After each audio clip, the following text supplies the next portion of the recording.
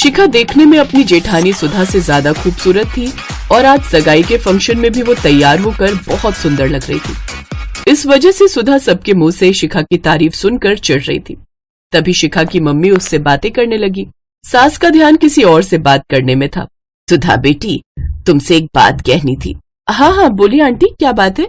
मैं ना तुम्हें अपनी बेटी की तरह एक बात कह रही हूँ। मेरी शिखा वैसे तो घर का सारा काम कर लेती है, पर इसे ना जो सबसे ज्यादा दिक्कत आती है वो है आटा गूंथने की। शिखा जब भी आटा गूंथती है इसका आटा गीला हो जाता है। अब इसे सही माप नहीं है आटे में कितना पानी डालना है। मेरे सामने जब मैं खड़ी होती हूँ तब तो ये ठीक आटा गूंथ लेती है, पर मैं इधर उधर हो जाऊं तो इसे अंदाजा नहीं रहता। बस थोड़ी यही चिंता है कि कहीं शादी के बाद इसे कोई दिक्कत ना आ जाए, नहीं तो सबके बीच में बहुत बदनामी हो जाएगी। मैं बस इतना कहना चाहती हूँ कि अगर शुरू शुरू में तुम कुछ ऐसा कर दो कि इसे आटा गूंथने की जगह कोई और काम दे दो तो इसकी बात भी सबके सामने नहीं आएगी, और फिर धीरे धीरे जब ये थोड़ा सीख जाएगी तो फिर तो कोई परेशानी की बात ही नहीं है। बस नई नई जा रही है ना, पता नहीं किसका स्वभाव कैसा है, इसीलिए थोड़ा घबरा रही हूँ। बस आंटी जी इतनी सी बात, आप टेंशन मत लो। शिखा आपसे हमारे घर की जिम्मेदारी है, मैं अपनी छोटी बहन की तरह उसका पूरा ख्याल रखूंगी। शिखा तुम घबराना मत, मैं ऐसा मौका कभी आने ही नहीं दूंगी कि तुम्हें आटा गूंथना पड़े। उसकी जिम्मेदारी मेरी होगी। बस आप अब तसल्ली से शादी की तैयारी कीजिए, मैं बहुत जल्दी अपनी देवरानी को लेने आने वाली हूँ। थैंक यू भाभी, थैंक यू सो मच। शिखा की मम्मी ने तो अपनेपन से सुधा से अपने दिल की बात कही थी, पर सुधा को तो मौका मिल गया शिखा को नीचा दिखाने का। कुछ दिनों बाद शिखा की शादी हो जाती है। शादी के कुछ दिनों बाद जब शिखा रसोई में खाना बनाने में हेल्प करने लगी तो ऐसे ही एक दिन घर में कुछ रिश्तेदार आए हुए थे और बाहर ड्राइंग रूम में सब खाने का वेट कर रहे थे। शिखा की सास कमला, ससुर विनोद और जेठ अनिल भी सभी रिश्तेदारों के साथ बैठे थे। शिखा का पति रोहन अभी ऑफिस से आया नहीं था। कमला, आज तो नई बहू के हाथ की कचौड़ी खाने का मन है। हाँ हाँ जीजी, क्यों नहीं, मैं अभी शिखा से कहती हूँ, वो हम सबके लिए गरम गरम कचौड़ी तैयार कर देगी। शिखा बहू इधर आओ। एक काम करो, आज रात के खाने में कचौड़ी और आलू की सब्जी बना लो। सब मेहमान तुम्हारे हाथों की कचौड़ी खाना चाहते हैं। तुम तो जानती ही हो, नई बहू के हाथों का खाना खाने के लिए सबको बड़ी इच्छा होती है। तुम अपने हाथों से बनाओगी तो सभी रिश्तेदारों को बड़ी खुशी होगी, इससे हमारा मान सम्मान भी बढ़ेगा। बहुत स्वादिष्ट कचौड़ियां बनाना। सुधा एक काम करो, तुम भी शिखा के साथ चली जाओ, उसे कोई जरूरत होगी तो तुम भी मदद कर देना, काम जल्दी हो जाएगा। सास के कहने पर सुधा शिखा के साथ रसोई में चली जाती है। मेरे पास ये अच्छा मौका है शिखा को नीचा दिखाने का। जब सब रिश्तेदारों के सामने नई बहू का आटा गीला होगा तो सब इसकी खिल्ली उड़ाएंगे, सबके सामने इसकी बेइज्जती हो जाएगी। मैं बहाने से रसोई से बाहर चली जाती हूँ। हाँ, ये ठीक रहेगा। शिखा, तुम परात में आटा निकालो, मैं बस अभी आई। भाभी जल्दी आना, मुझे तो आटा गूंथने के नाम से ही घबराहट हो जाती है। सुधा बहाने से वॉशरूम में चली जाती है ताकि किसी को उस पर शक ना हो। काफी देर तक शिखा सुधा का इंतजार करने लगी, पर सुधा तो जानबूझकर वॉशरूम के अंदर थी। तभी सास रसोई में आ जाती है।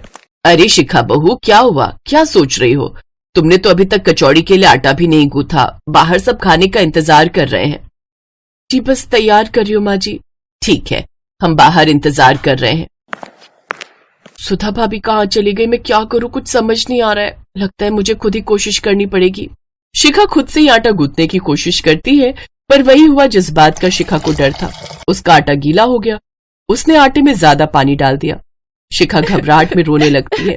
तभी रोहन आ जाता है। क्या हुआ शिखा, तुम रो क्यों रही हो? सब ठीक तो है ना? किसी ने कुछ कहा क्या? शिखा की सास भी अब तक रसोई में आ चुकी थी। अरे बहू, क्या हुआ, तुम रो क्यों रही हो? सॉरी माँ जी, मैं रसोई के सारे काम कर लेती हूँ पर मैं आटा नहीं गूंथ पाती हूँ। मेरे से आटा गीला हो जाता है। पता नहीं, कई बार सीखने की कोशिश की, जब मम्मी साथ खड़ी होती है तब तो मैं ठीक से गूंथ लेती हूँ, पर अकेले में मैं गड़बड़ कर देती हूँ। मम्मी ने सगाई के दिन सुधा भाभी को ये बात बताई थी। उन्होंने कहा था कि वो मेरी हेल्प करेंगी, पर पता नहीं वो इस समय कहाँ चली गई। देर न हो जाए तो मैं खुद ही आटा गूंथने लगी। अरे तो बहू मुझसे कह देती, मैं किस लिए हूँ। भाभी है कहाँ? शिखा ने उनसे हेल्प मांगी थी, उन्हें यहाँ होना चाहिए था। माँ मुझे कुछ ठीक नहीं लग रहा। रोहन बेटा, अभी ये सही समय नहीं है इस तरह की बात करने का। मेहमानों के जाने के बाद इस बारे में बात करेंगे। देखो शिखा बहू, ध्यान से सुनो। जब आटे में पानी ज्यादा हो जाए, जब लगे कि आटा बहुत गीला हो गया है, तो हमें उसमें थोड़ा और सूखा आटा मिला देना चाहिए और उसे हाथों से अच्छे से गूंथना चाहिए। धीरे धीरे आटा अपने आप पानी सोख लेता है। और यदि तुम्हें लगे कि कभी कभी आटा ज्यादा ढीला है और तुम्हारे हाथों में चिपक रहा है, तो हल्का सा घी हाथों की उंगलियों पर लेकर आटे पर लगा देना चाहिए। इससे आटा हाथ में भी नहीं चिपकता और आटा बहुत अच्छा गुथ जाता है। देखना, धीरे धीरे मैं तुम्हें बहुत अच्छा आटा गूंथना सिखा दूंगी। चलो अब ये गीला आटा ठीक करो, मैं यहाँ खड़ी हूँ। तुम कोई गलती नहीं करोगी, ये बात मैं अच्छे से जानती हूँ। मेरी बहू बहुत समझदार है। धीरे धीरे शिखा ने आटे को ठीक किया और अपनी सास के कहे निर्देशों को भी सुना और कुछ ही समय में शिखा ने बहुत बढ़िया आटा गूंथ दिया। सुधा तब तक रसोई में आ चुकी थी। उस समय सास ने कुछ नहीं कहा, शिखा भी कुछ नहीं बोली। जब मेहमान चले गए तब सास ने सुधा से ये बात कही, सुधा, आज तुमने जो भी किया बहुत गलत था। तुम्हें जब शिखा की मम्मी ने बोला था कि शिखा को आटा गूंथना नहीं आता, तो तुम जानबूझकर आटा गूंथने की जिम्मेदारी शिखा को देकर घंटों के लिए बाथरूम में चली गई ताकि तुम पर किसी को शक ना हो। ऐसे तो मैंने तुम्हारी कितनी बातों को अनदेखा किया है। याद है शुरू शुरू में जब मैंने तुमसे कढ़ी चावल बनाने को बोला था, तब तुमने लस्सी में कितना पानी डाल दिया था, पूरी बाल्टी भर गई थी। उस समय मैंने तुम्हें कुछ भी नहीं कहा था। माँ ठीक कह रही है सुधा, तुम्हारा शिखा के साथ ऐसा बर्ताव देखकर मुझे भी बहुत बुरा लग रहा है। तुम्हें तो अपनी देवरानी का साथ ऐसे देना चाहिए था जैसे कि छोटी बहन हो। अगर शिखा की जगह तुम्हारी अपनी बहन होती तब तुम क्या करती बहू? और भाभी, आप तो मुझे अपना छोटा भाई मानती हो ना, फिर शिखा आपकी अपनी क्यों नहीं है? इसका तो ये मतलब है कि यहाँ पर आपका कोई भी नहीं है, हम सब पर आए हैं। सबकी बातें सुनकर सुधा की आंखों में आंसू आ जाते हैं। उसे अपनी गलती का एहसास होता है कि नफरत में आकर वो कितनी बुरी बन गई थी। नहीं नहीं, आप सब मेरे अपने हो, शिखा भी मेरी अपनी है। आई एम सॉरी शिखा, मुझे माफ कर दो। अब से मैं तुम्हारे साथ कभी भी ऐसा व्यवहार नहीं करूंगी। मुझसे बहुत बड़ी भूल हो गई। मैं प्रॉमिस करती हूँ, कभी भी तुम्हें मेरी जरूरत होगी तो मैं हमेशा तुम्हारे साथ खड़ी रहूंगी।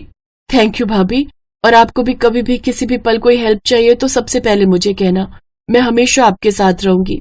सुधा को समझ आ जाता है और समय रहते दोनों देवरानी जेठानी के बीच आपसी प्यार और रिश्ता ठीक हो जाता है।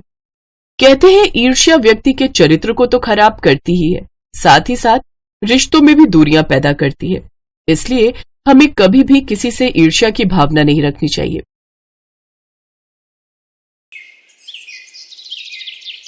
कबीर दिल्ली की एक बड़ी कंपनी में नौकरी करता था। कबीर और सलोनी एक दूसरे को पसंद कर लेते हैं और कुछ दिन बाद दोनों की शादी हो जाती है। शादी के बाद आते ही घर की सारी जिम्मेदारी सलोनी संभाल लेती है। ऐसे ही समय बीतता है। एक रोज आशा अपनी बहू से, सलोनी बहू, आज तेरी जयपुर वाली मौसी घर आ रही है, तो तू खाने के लिए भी कुछ अच्छा सा बना ले।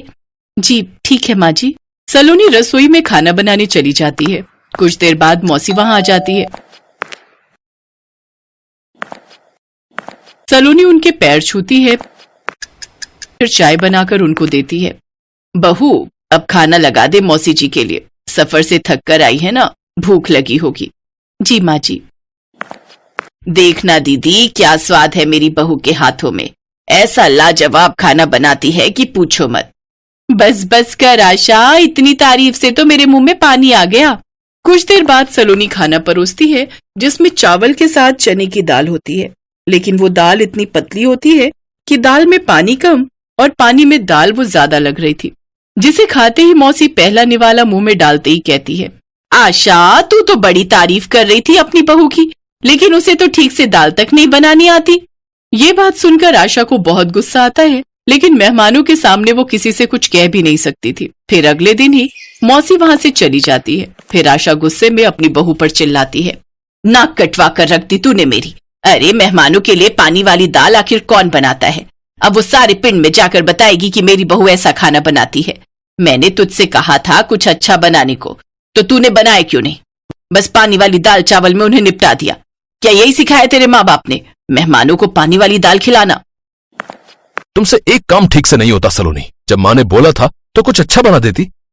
ये देख सलोनी हैरान थी, क्योंकि उसने तो कबीर को बोला था बाजार से सामान लाने के लिए, लेकिन कबीर था कि पैसे खर्च करने को तैयार ही नहीं होता था। ऊपर से अपनी माँ के सामने खुद को बचाने के लिए झूठ बोल देता है। जिस कारण मजबूरी में सलोनी को घर में पड़ी थोड़ी सी दाल में ही ज्यादा पानी डालकर बनाना पड़ता है। सास की बातें सुनने के बाद सलोनी अपने कमरे में जाकर खूब रोती है।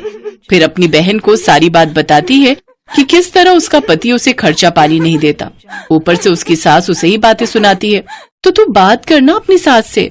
नहीं अंजलि, अगर मैंने माँ जी को कुछ भी बताया तो वो मुझे बहुत मारेंगे। कबीर ऐसा ही था। अच्छी खासी सैलरी होने के बावजूद भी वो अपनी पत्नी को खर्चे के लिए ज्यादा पैसे नहीं देता था, जिस कारण उसे जैसे तैसे कम में ही गुजारा करना पड़ता था। ऊपर से अपनी माँ से झूठ कहता कि वो सलोनी को खर्चे के लिए हर महीने 30,000 रुपए देता है, जबकि सच तो ये था कि वो उसे सिर्फ 3,000 रुपए ही घर खर्च के लिए देता था। घर खर्च चलाने के लिए कम पैसे मिलने से वो परेशान रहने लगी।